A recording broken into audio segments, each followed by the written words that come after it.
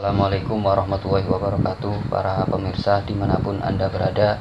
Ketemu lagi dengan saya Ahmad Hanif melalui channel YouTube kami, yaitu Komputer Tutorial Center. Kali ini kita akan belajar dengan Microsoft Excel 2010. Kita akan belajar bagaimana membuat sebuah tabel untuk mengoperasikan perhitungan penjumlahan, nilai rata-rata, nilai tertinggi, dan nilai terendah. Kali ini dengan studi kasus membuat sebuah daftar nilai siswa ya. Baik, langsung saja kita mulai. Kita akan membuka program Microsoft Excel 2010. Kalau kita lihat pada layar desktop ini sudah muncul, maka bisa langsung saja kita klik 2 kali. Namun jika belum muncul, kita bisa melalui menu Start. Kemudian jika di sini muncul, langsung kita klik saja. Tapi kalau belum muncul, bisa kita ketikkan pada search program and file, kita ketikkan saja Excel ya, maka akan muncul seperti ini. Bisa langsung kita klik. Kita tunggu, dan inilah tampilan lembar kerja Microsoft Excel. Para pemirsa, perlu diketahui di dalam program Microsoft Excel ini terdapat tabel-tabel yang bisa kita gunakan. Kemudian di atas ada menu bar, yaitu Home, Insert, Page Layout, dan seterusnya sampai Theme. Kemudian di masing-masing menu bar ini ada toolbar, ada Cut, Copy, Format Painter, dan lain sebagainya. Langsung saja kita mulai. Untuk membuat daftar nilai siswa, kita bisa langsung memulai. Mungkin yang pertama kita buat kolom-kolomnya terlebih dahulu ya. Kita klik misalkan pada sel yang keempat, A4 ya. Kemudian kalau misalkan mau kita ganti fontnya, langsung saja kita klik di sini. Ini untuk mengganti jenis huruf atau font ya. Misalkan saja kita mau menggunakan jenis Arial, kemudian ukurannya adalah misalkan saja 12 ya. Kita ketikkan saja misalkan nomor. Kemudian yang kedua untuk B nya itu nama. Kemudian di sini misalkan saja nilai, misalkan saja kita ketikkan saja NUH atau nilai ulangan harian. Kemudian di sini kita buatkan nilai UTS, kemudian nilai UAS misalkan. Kemudian di sini jumlah, kemudian di sini rata-rata. Ya. Ini sudah kita buatkan. Kalau misalkan mau kita ganti fontnya, kalau ini nomor tadi sudah. Untuk yang lain, karena masih menggunakan font secara default yaitu Calibri, bisa kita ganti dengan menggunakan Arial misalkan ya, seperti ini. Kemudian ukurannya bisa kita samakan 12. Nah, untuk kolom-kolom ini tentu saja untuk lebarnya itu bisa kita sesuaikan dengan kebutuhan. Misalkan nomor, karena kebutuhannya sedikit maka kita persempit ya. Kemudian untuk yang 4B ini nama, itu bisa kita perlebar. Caranya dengan mendekatkan kursor, mengarahkan kursor ke sini ya, antara B dan C pada garis tepat sehingga membentuk tanda seperti ini. Kemudian kita klik, kita perlebar saja sesuai dengan kebutuhan ya, misalkan seperti ini.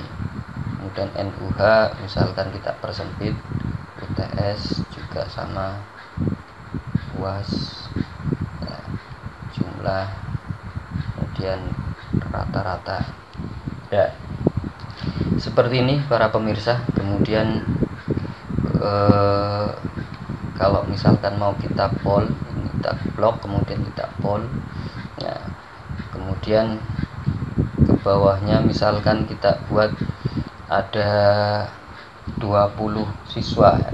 Kita hitung saja 1 2 3 4 5 6 7 8 9 10 11 12 13 14 15 16 17 18 19 20 ya, 20. Kemudian biar nanti muncul garis ketika kita cetak atau kita print, maka kita atur pada bottom border, pada border ini kita klik, kita pilih all border ya, sehingga muncul garisnya. Perlu diketahui walaupun di sini sudah kotak-kotak ya, terlihat seperti ada garis, tetapi nanti ketika di print itu tidak akan muncul garis ya.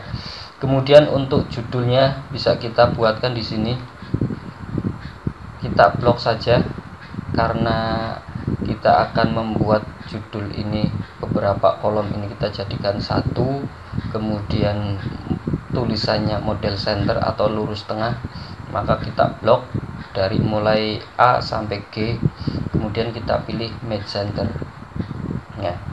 Kemudian kita atur fontnya, misalkan kita samakan saja menggunakan Arial, ukurannya misalkan 14 katakanlah. Kita ketikkan misalkan daftar nilai siswa ya. Kemudian pada baris yang kedua juga sama seperti tadi, kita klik match center, kemudian kita atur fontnya menggunakan Arial juga sama, kemudian ukuran fontnya 14. Kita ketikkan misalkan saja kelas 10, misalkan saja TKJ 1 misalkan ya. Kalau misalkan mau kita bold, kita blok saja, kemudian kita klik bold ya. Ini sudah kita buatkan, sekarang tinggal kita isi. Nah, untuk penomoran, nomor ini karena urut 1, 2 sampai dengan 20, kita cukup mengetikkan saja 2 angka 1, 2 ya. Kemudian kita blok 2 ini dan kita arahkan kursor di pojok kanan bawah sehingga membentuk tanda plus seperti ini. Kemudian baru kita klik dan drag sampai ke bawah ya, otomatis nomornya ini akan menjadi urut ya. Kemudian biar fontnya kita samakan, bisa kita ganti, kita blok ya. Nah, Arial ukurannya misalkan saja ya 11, tidak apa-apa ya. Kemudian kita tuliskan nama di sini, misalkan yang pertama Abdul Aziz, kemudian yang kedua Abdul Rahman, kemudian yang ketiga Arman Maulana, yang keempat misalkan Asih Tri Wulandari misalkan, yang kelima misalkan Atiyatul Barokah, kemudian misalkan Bambang Irawan Budi Prasetyo, kemudian yang ketiga misalkan Fatmawati, kemudian Fitri Nur Baiti, kemudian yang ke-10 misalkan saja Handoyo Kusuma, kemudian Haris Amin, kemudian yang ke-12 Hilda Fitriani, kemudian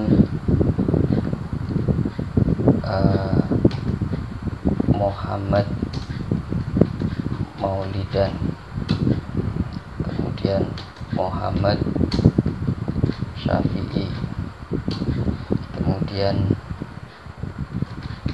Siti Barokah, Siti Nurrohmah, kemudian Tanti Yuliani, kemudian Putri Widodo 19 Januar, Pribadi Sulfah Anggraini. Nah, misalkan seperti ini para pemirsa. Kemudian kita masukkan nilai ulangan harian dari semua siswa.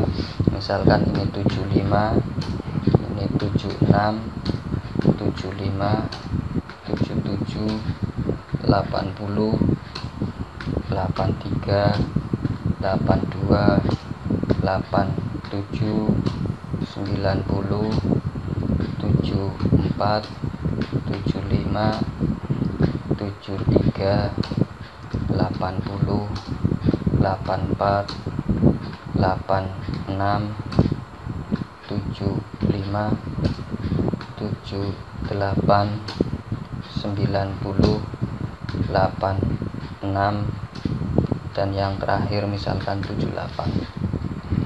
Kemudian nilai UTS kita masukkan.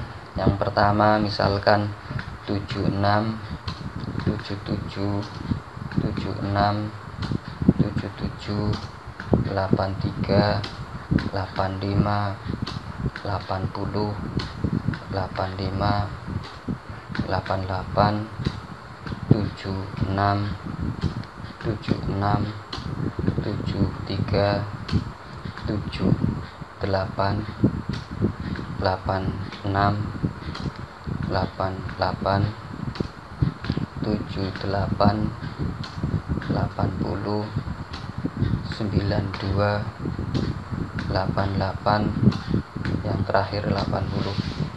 Kemudian nilai UAS atau ulangan akhir semester, misalkan di sini 78, 77, kemudian 77, 80, 85, 85, 83, 87, kemudian 85, 80, 80, 76, 80, 85, 88, 80, kemudian 82, kemudian 88, kemudian 87, dan yang terakhir adalah 80 ya.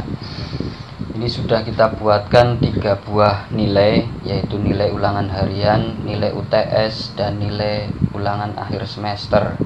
Nah, untuk penjumlahan dari nilai ulangan harian sampai nilai ulangan akhir semester itu kita buatkan dengan menggunakan rumus sum ya, yaitu sama dengan sum. Nah, ini sudah muncul, maka kita klik saja 2 kali.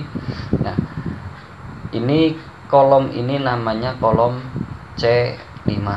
Maka di sini kita ketikkan saja C5 sampai dengan, kalau kita lihat di sini pakainya titik koma, maka kita ketikkan titik koma ya. Atau kalau titik koma berarti ini number 2, berarti ini D5. Tapi kalau langsung dari C5 sampai E5, maka kita gunakan titik 2 T5, kemudian kita kurung tutup, enter, maka hasilnya adalah 229. Ini penjumlahan dari nilai ulangan harian ditambah nilai UTS ditambah nilai UAS. Nah, adapun untuk nilai rata-rata kita gunakan rumus average atau average, sama dengan average. Kita klik 2 kali kalau sudah muncul. Kalau misalkan tadi kita ketik C5 sampai E5, ini bisa langsung saja kita blok.